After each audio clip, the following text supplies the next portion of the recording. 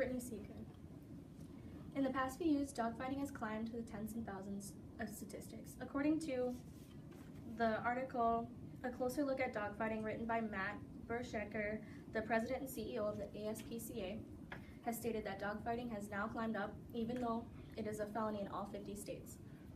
There are many problems that come along with dogfighting. I feel as though the solutions that we have now aren't enough. Just saying that it's a felony and if you get caught isn't working.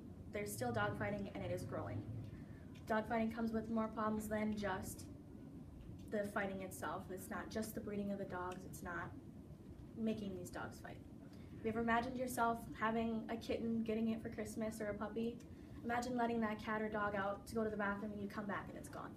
You never see that animal back in your entire life. Now imagine it was used for baiting.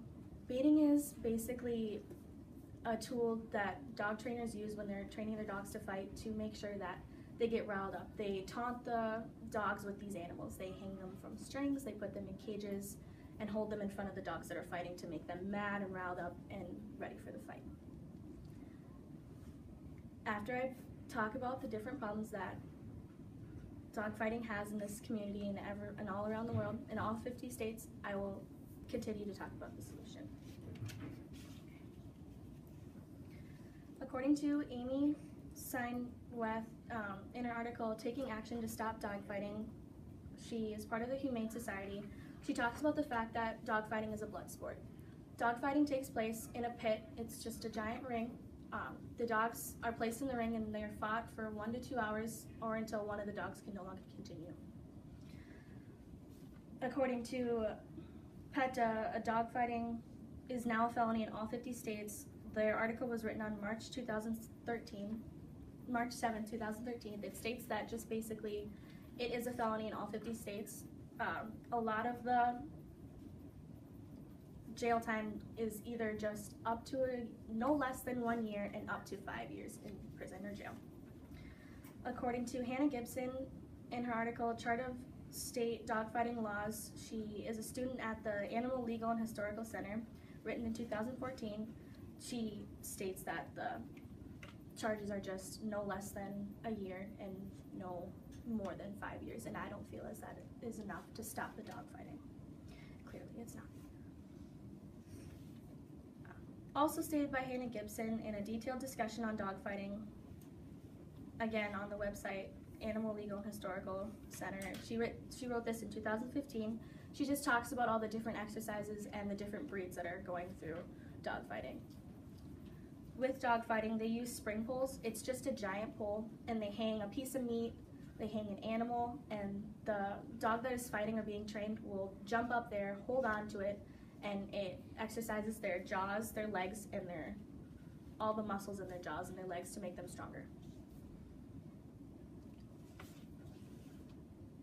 According to Kate Good on what are wrongful stereotypes about pit bulls due to this heartbroken dog in a shelter, on the onegreenplanet.com, she wrote May 10, 2016, that the stereotypes that dogfighting has created against all different types of breeds, not just pit bulls, is wrong. Because of the stereotypes against pit bulls, because of dogfighting, has stopped many different places and communities from allowing people to own pit bulls just because of their background. A dog is not a bad dog unless you train it to be that way. But because of the stereotypes, places like even Rochester is now trying to pass a law to where you cannot own a pit bull and live in the apartment buildings because of attacks that have happened for street fighters that have held their dogs at their houses and then they get out and attacks a lady or a child walking across the street. And I don't feel as though that should happen just because it's not all dogs that are like that. It's just the ones that were trained that way. JD is a dog that Kate Good talks about on her article. He was in the shelter. He was a pit bull, just a purebred. He was great. His family gave him up because they could not keep him in the housing wise just because of this stereotype. And he was up for adoption and he stayed for months and months, just cheery. People would walk by and he'd wag his tail and people would smile and they'd look and walk by just because they know that he is a pit bull and it will be hard to find a home for him. He is now on death row because he has been sitting in the adoption center for way too long. They cannot keep him there anymore. Just past a certain point, they have to kill off the dogs. And he has not been adopted because he is pit bull. Pit bulls are not the only types of dogs that they breed and fight though. They fight German Shepherds, Shar-Peis, just any dog that has just more of the rounded head and is bigger and has the agility to fight. They not only breed and train these dogs, they drug them. They give these dogs steroids and things that athletes use to hype up their senses and to have their muscles working twice as hard so they win this fight. And a lot of the times the dogs don't come out alive.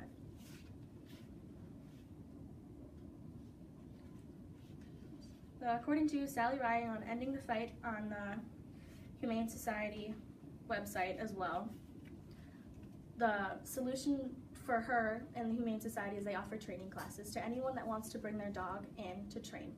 The training classes are free. They're not just for pit bulls, they're for any dog that wants to be trained. And she states that if the bond between the owner and the dog is strong, then they're less likely to put them into a fight.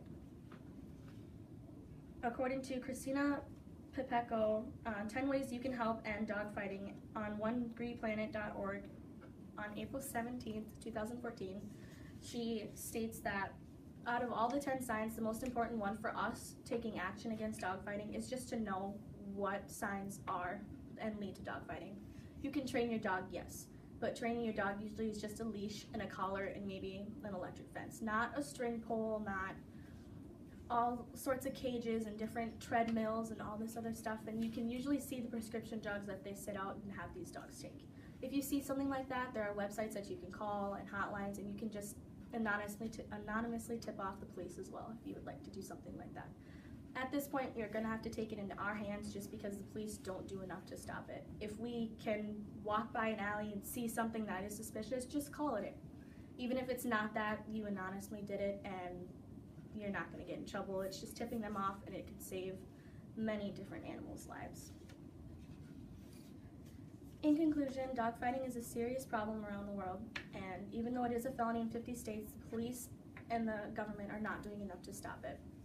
If we work together, we can end dogfighting as it is, and we don't ever have to worry about animals being taken from homes and using as bait animals, and dogs being drugged and bred just for a blood sport and to win money. 7:22. Thank you. 1, 2, 3.